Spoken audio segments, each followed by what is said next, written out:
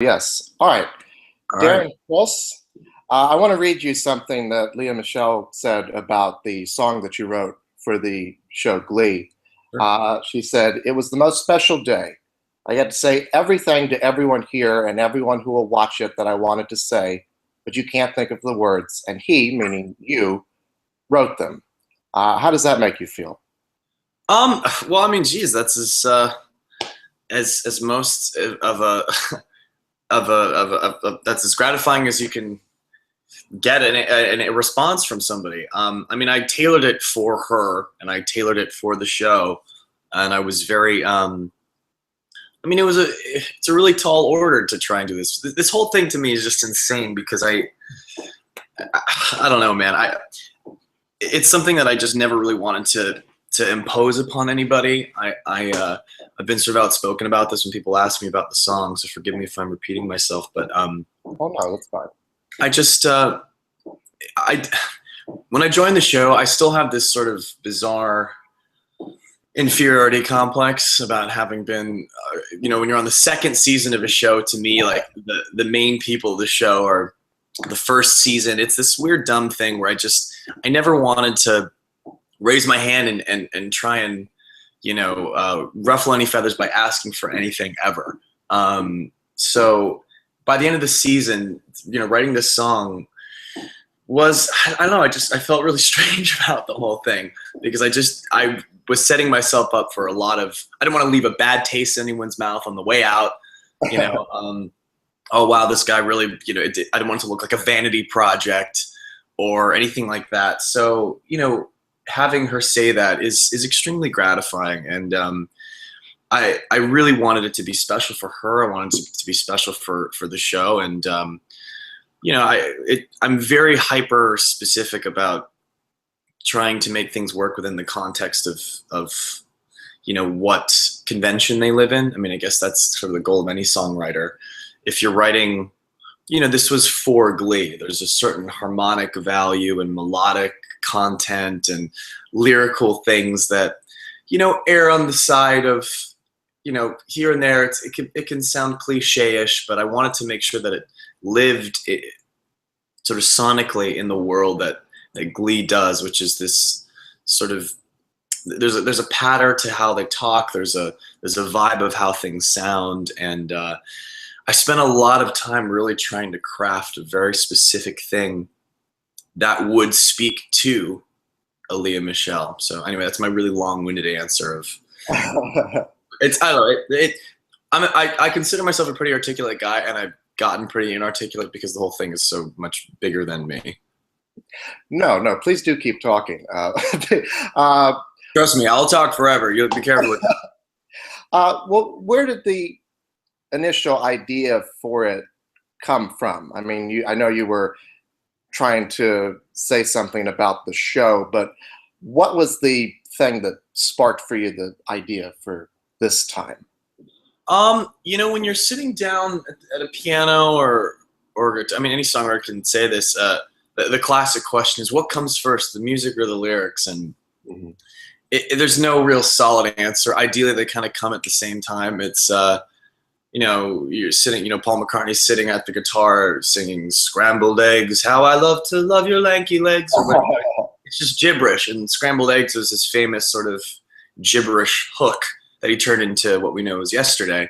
So for me, it's me sitting at a piano going, "This time," and then when this kind of your sort of verbal diarrhea comes out, it kind of convalesces into this thing of like, this time, that's an interesting concept. You kind of throw spaghetti against the wall and kind of pick and choose what makes sense. And that was, a word and a phrasing that had hit me some point around maybe the second to last season, and it just kind of stayed with me for a while. And I was like, man, and that was really what made me go, man, it could be a nice song for the show.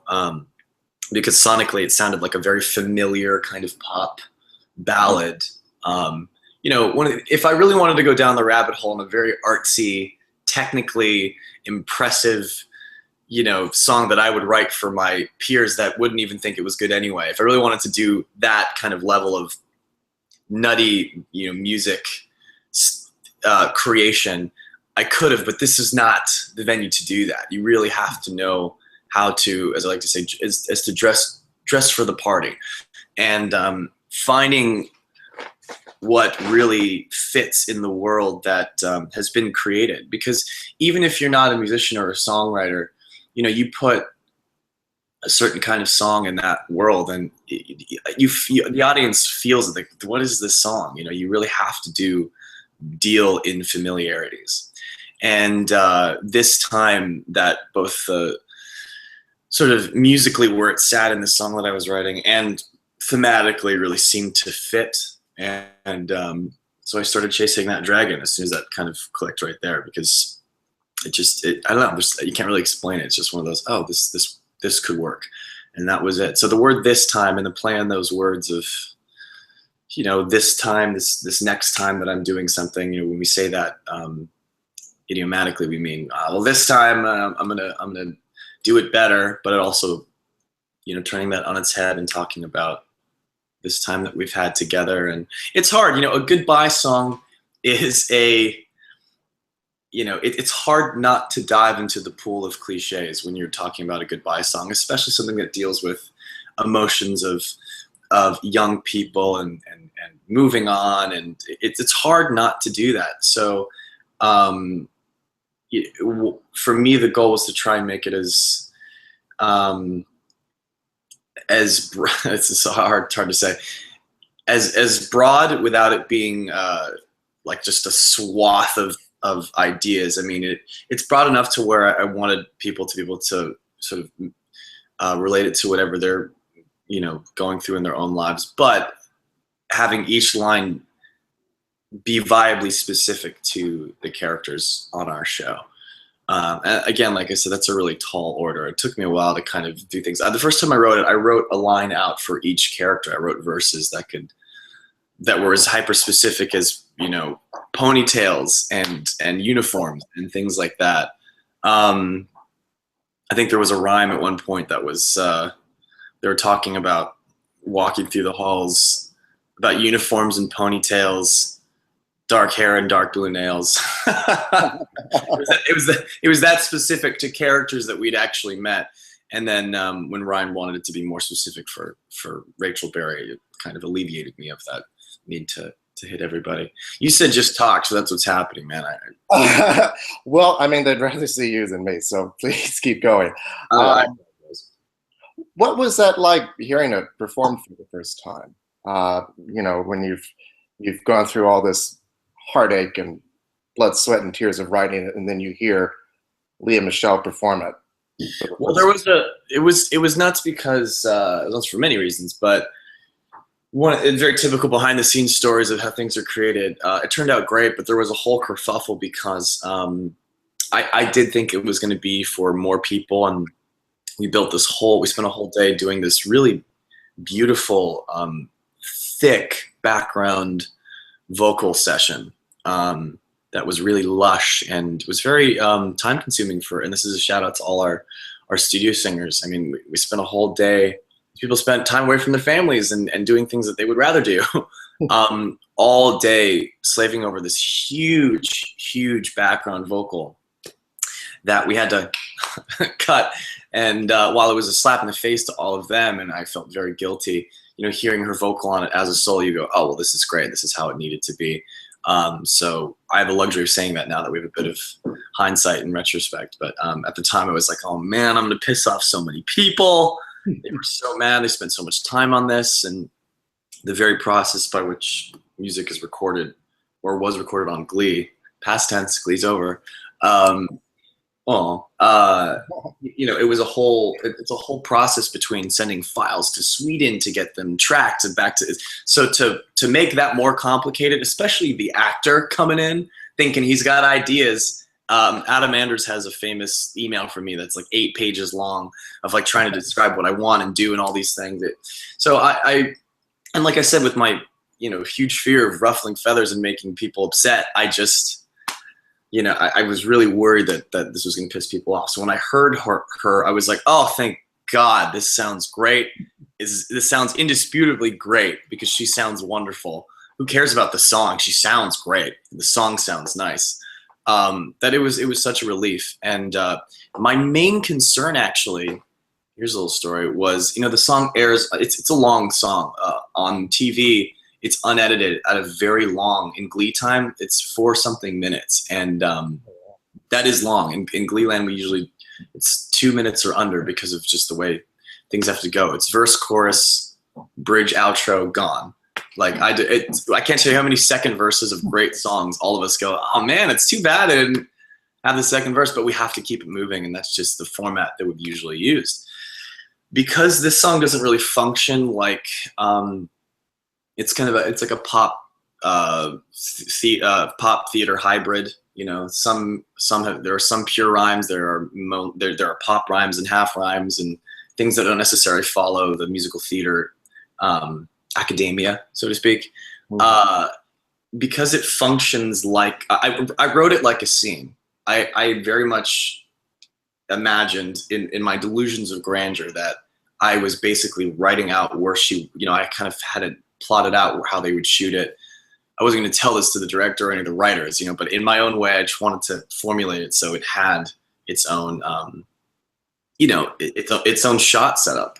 And as a result, when I heard the whole thing, I was like, oh, this is going to work great, but this is way too long for television. I'm going to have to cut this. And I looked at it and I couldn't do it. I couldn't look at anything because there was a version where it was the verse, chorus, and then out, and all the meat is in the second verse. And I was like, well, we can't get rid of that. And I'm like, am I just getting up my own ass? Am I just being, an overly protective writer? That's a very typical tragedy. We get so attached to things. And so I didn't want that to be the case. I wanted to be, open to the idea of cutting things. So after we shot it, and I think they saw what was really hitting Leah and what was hitting us in the room, I really humbly, just on bended knee, just asked our directors and producers, I don't know if you can find anywhere in your heart to keep things, because this is no vanity here. I just think that if you cut certain parts that I had highlighted, if you cut certain parts, you just cut the whole thing. There's no point. This song has no value anymore if you just decide to chop it up for time. I'd rather it not be in there at all if you need to cut the second verse or this. Ryan kept a significant chunk of it, and the stuff that we cut was extraneous stuff that's more musical than it is sort of lyrical content. And to me, that whole thing was lyrical. And that's why it hits us, or hits the episode in the way it does, I think, at least. So that was another nightmare where I was like, oh no, please, I hope that they don't, chop this thing up. And they cut exactly what they needed to, and they shaved it down. I mean, beggars can't be choosers. I think it's 4.5 or something, and it goes from commercial to commercial. The whole thing is bookended by just the song. And I did not think that would happen, so I feel very, very, very fortunate. And I don't think anyone was doing me any favors. They wouldn't have done it if it didn't work, So the fact that that all worked out is it's really crazy, man. I just can't believe I wrote songs for Glee. What? There was a time when I wasn't on Glee, and Glee is like this big thing. I was in college when first season. It was a big old thing. By the end of it, I had 2 songs in it. It's just weird to me. It's nuts. Yeah. Well, you came onto the show as a guest actor initially, before becoming a series regular. So can you talk about some of your experiences with that? What that was like coming onto the show after it's already a hit, and then kind of establishing yourself? I mean, it's when it came out, I kept telling people, this was the topical comparison at the time. I was telling people, I feel like I've been cast in Avatar 2, because if it's a silly comparison, but the idea was, it was this massive success that I didn't watch too much television, but you would have had to live under a rock not to be aware of its presence in the media. And here I was on set and around these people whose faces and likenesses I was vaguely aware of just by walking around in Western culture for the past year. And I felt like, wow, I've been inserted into this massive franchise that to me would be the same you'd been picked up and put into something as huge as Avatar. So it was wild, man. I was very happy to be working. I think that was the bottom line. You know, when you're an actor, just happy to have, you know, a job.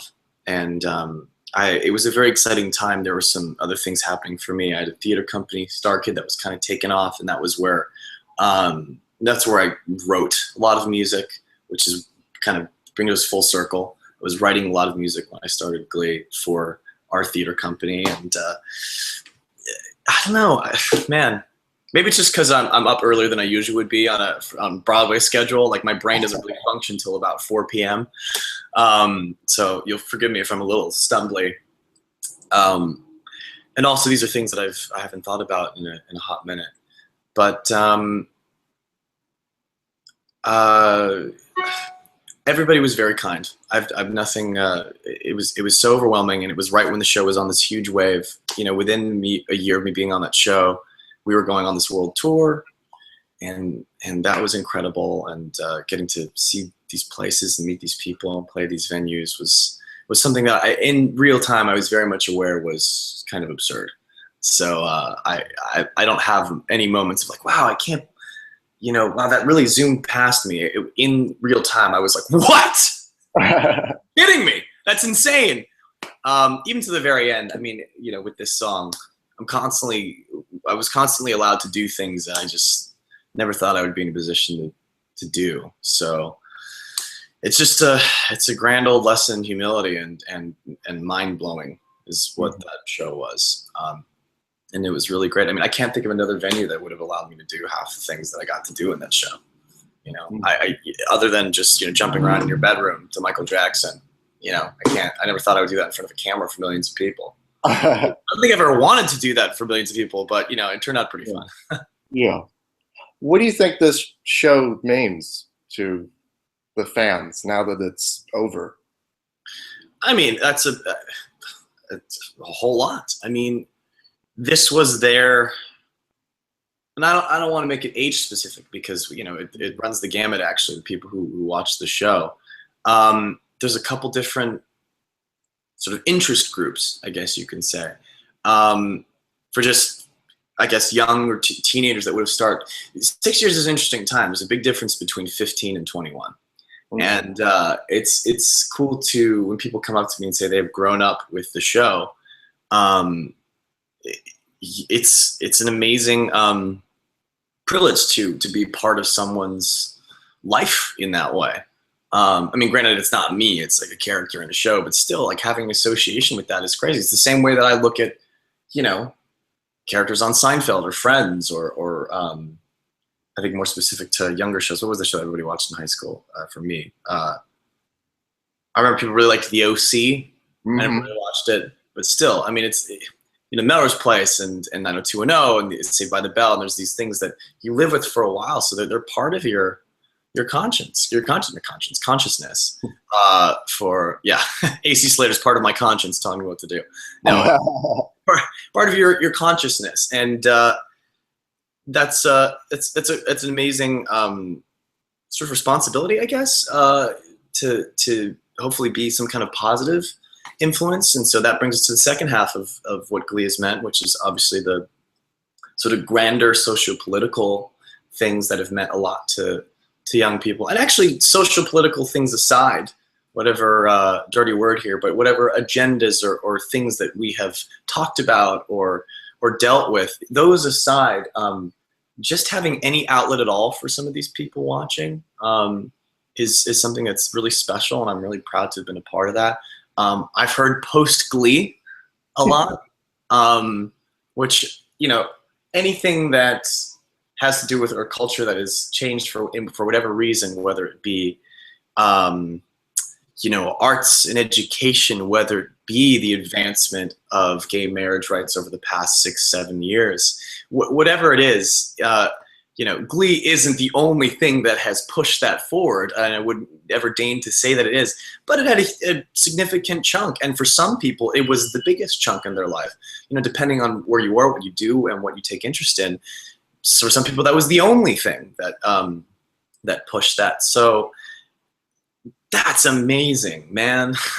That is so cool. I'm running out of really positive adjectives, but it's so much more special than a TV show. And granted, we had our ups and downs, and I think, and I hope that the farther away we get from Glee, the more that the good stuff really sticks around. And that's not to say that we're trying to sweep any skeletons under the rug. It's just that it's hard not to be most moved by the positive influence it had on a huge generation of people, and not just young people, but a generation meaning anybody who has been around for a while the show was on. Because even if you don't know the show, it kind of is a symbol for people. I know a lot of people that, I didn't really watch the show. I didn't watch the show for first season. I wasn't aware. And I was more of the sort of specific content of the characters, but I was aware of what it was doing.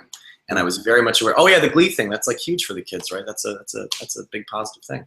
And the fact that that sort of preceded me actually knowing the show says a lot about a TV show that started at the advent of the big sort of golden age of television thing, and more importantly, the social media revolution. Revolution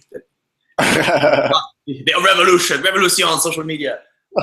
No, the sort of the advent of social media's change over our media and our society, and it's no coincidence to me that Glee rocket shipped to popularity at the dawn of teenagers basically running social media and having a voice and being connected, and it's one of those time and place things that happened at the right time. Had Glee come out a few years earlier, a few years later, I don't know. Who knows? Who's to say if it would have worked as well as it did? But anyway, this is all connected to your question of what does it mean. I mean, Glee's an interesting microcosm of, if you're studying our culture of the past 6 years, it's amazing how it has been affected or affected a lot of peripheral things in our culture. Again, starting with social media and also with advancements in our sort of political scope. A lot of really cool things. And so having said all that, the very grand strokes of things, like a TV show about kids singing. Mm-hmm. Like, that's insane. That's incredible. It's so crazy.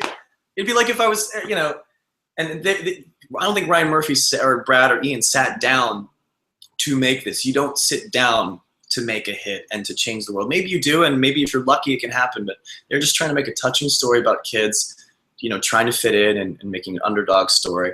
So all this other stuff, the fact that we live in a society that allows itself to be affected as positively as it has been by that show, I mean, that speaks volumes not only for the show, but more for where our culture is at, that we can rise to that occasion from a show about kids singing.